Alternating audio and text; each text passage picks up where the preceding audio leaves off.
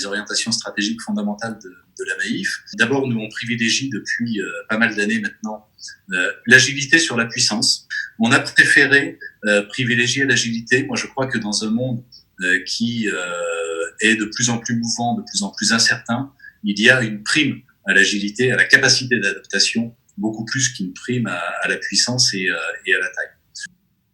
C'est absolument fondamental pour moi. C'est le premier maillon de la chaîne en réalité, le sujet de la qualité de vie au travail, le sujet de l'épanouissement au travail. Pour moi, c'est vraiment le premier maillon de la chaîne. On ne peut rien faire si on ne travaille pas d'abord, la culture interne, le management, la relation avec les collaborateurs.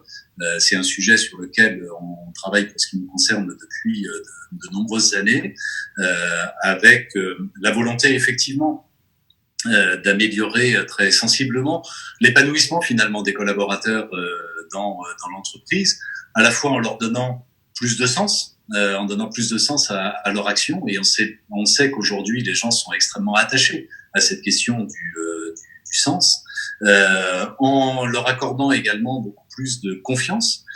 Ça veut dire beaucoup plus de marge de manœuvre dans l'exercice de leur métier, quel que soit l'échelon, quelle que soit la nature du travail qu'ils effectuent. D'une certaine manière, moi je ne souhaite pas simplement qu'ils mettent en place des process, mais je souhaite qu'ils résolvent des problèmes, qu'ils trouvent les solutions les plus adaptées là où ils sont. Et puis le troisième élément, c'est d'essayer de créer dans l'entreprise des relations beaucoup plus bienveillantes, beaucoup plus attentives, beaucoup plus positives, collaboratives, plutôt que de générer une compétition interne et une concurrence qui finit par détruire le corps social. Et ça produit des effets considérables. Par exemple, juste un chiffre, le taux d'absentéisme en quelques années a baissé de 25% à la Maïf. La marque employeur Maïf est devenue une des marques employeurs un peu phare, et notamment elle est clairement phare dans le secteur de l'assurance, ce qui n'était pas du tout le cas il y a quelques années. Donc oui, ça fonctionne, et oui, c'est la condition première pour à la fois rebondir, pour avoir une vraie efficacité collective, et donc ces générateurs de performance, et également pour nourrir cet engagement, parce qu'il faut qu'il y ait une imprégnation culturelle de la volonté de s'engager qui soit partagée par tout le monde. Une question d'Arturo qui nous parvient via Facebook. Bonjour Monsieur Demurger, vous êtes un leader de nouvelle génération qui connaît très bien la haute importance pour toute organisation d'avoir une raison d'être clairement identifiée. Et quels pourraient être vos conseils pour les directeurs des entreprises françaises qui n'ont pas encore identifié ou compris la place clé et stratégique de cet aspect pour assurer le véritable progrès de leurs organisations et activités? Pour moi, le conseil il serait très simple, ce serait de leur dire, mais vous n'avez plus le choix. On ne pourra pas demain diriger une entreprise comme, et a fortiori un grand groupe, comme on a dirigé hier une entreprise ou un grand groupe. On ne pourra pas demain recruter ou fidéliser des talents si on n'a pas une politique managériale, une politique, j'allais presque dire, culturelle, dans l'entreprise qui est radicalement modifiée.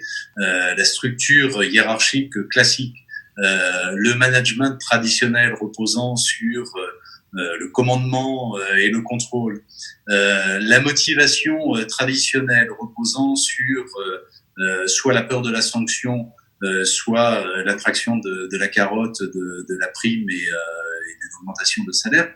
Tout ça, ça n'est évidemment plus suffisant. Ça ne permet plus demain d'exercer un leadership, notamment sur les nouvelles générations, mais même sur l'ensemble des collaborateurs. Les gens ont besoin de sens, les gens ont besoin de donner du sens à leur vie, tout simplement, et y compris à leur vie professionnelle.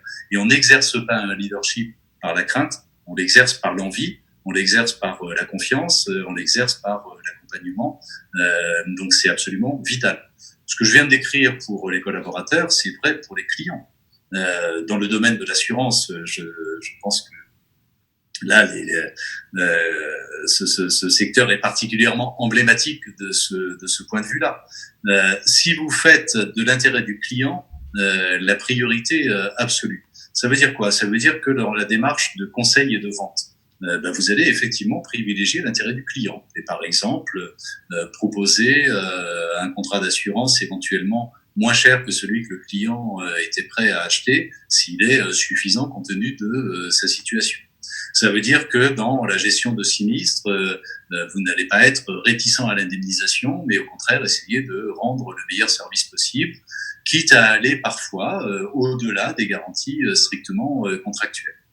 Tout ça, vous allez me dire, coûte très cher à l'entreprise et c'est effectivement le cas, sauf que sur le long terme, c'est en réalité un gain considérable parce que ça génère de la satisfaction et donc ça génère de la fidélité et des coûts d'acquisition qui sont moindres. Je pense que comprendre ces mécanismes-là, les intégrer, comprendre qu'aujourd'hui les clients attendent autre chose, à l'image des salariés d'ailleurs, des entreprises auprès desquelles ils consomment, c'est tout simplement jouer la pérennité de son entreprise. Et c'est pareil pour l'engagement social. Aujourd'hui, les gens sont attachés à l'image de marque des entreprises et clairement le comportement des entreprises est scruté de plus en plus près, y compris d'ailleurs reconnu sous forme de label ou sous forme de statut, comme désormais le statut d'entreprise à mission. Et bien sûr, moi je ne peux que conseiller les dirigeants d'entreprise de faire très attention à cette attente sociale qui s'exerce à l'égard de leur entreprise et d'en tenir compte dans leurs décisions futures et dans leur stratégie.